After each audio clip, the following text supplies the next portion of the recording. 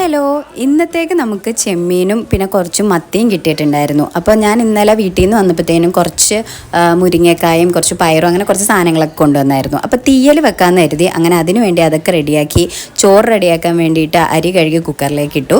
അപ്പോൾ തീയലിന് നമുക്ക് ചേന ചേർക്കുന്നുണ്ട്. അപ്പോൾ മുരിങ്ങയ്ക്കും ചേനയൊക്കെ റെഡിയാക്കി, പിന്നെ മത്തി വറുക്കാനും റെഡിയാക്കി, കൂടെ അതിൻ്റെ മുട്ട ഉണ്ടായിരുന്നു കേട്ടോ. അപ്പോൾ കറിക്ക് വേണ്ടിയിട്ടുള്ള ആ ഒരു അരപ്പ് റെഡിയാക്കാൻ വേണ്ടിയിട്ട് തേങ്ങയും എല്ലാം ഒന്ന് വറുത്തെടുത്തിട്ടുണ്ടായിരുന്നു. എന്നിട്ട് അത് അരച്ച് ഞാൻ മാറ്റി വെച്ചു. പിന്നെ കുഞ്ഞുള്ളിയൊക്കെ ഒന്ന് വഴറ്റി അതിനകത്തേക്ക് നമ്മുടെ ചേനയും മുരിങ്ങയൊക്കെ ഇട്ട് അതൊന്ന് തിളച്ച് വന്നു കഴിഞ്ഞപ്പം കൊഞ്ചും കൂടെ ഇട്ട് ഒന്നും കൂടെ തിളയ്ക്കാൻ വേണ്ടി വെച്ചു.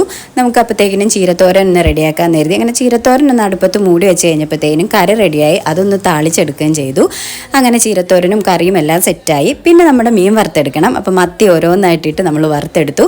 അങ്ങനെ അതെല്ലാമായി നമ്മുടെ ചോറും കറികളൊക്കെ ആയിട്ട് നല്ല അടിപൊളിയായിട്ട് ഭക്ഷണം കഴിച്ചു. അപ്പോൾ അത്രയേ ഉള്ളൂ. വീഡിയോ ഇഷ്ടമായാൽ സബ്സ്ക്രൈബ് ചെയ്യാനും ലൈക്ക് ചെയ്യാനും ഷെയർ ചെയ്യാനും കമൻറ്റ് ചെയ്യാനും മറക്കല്ലേ.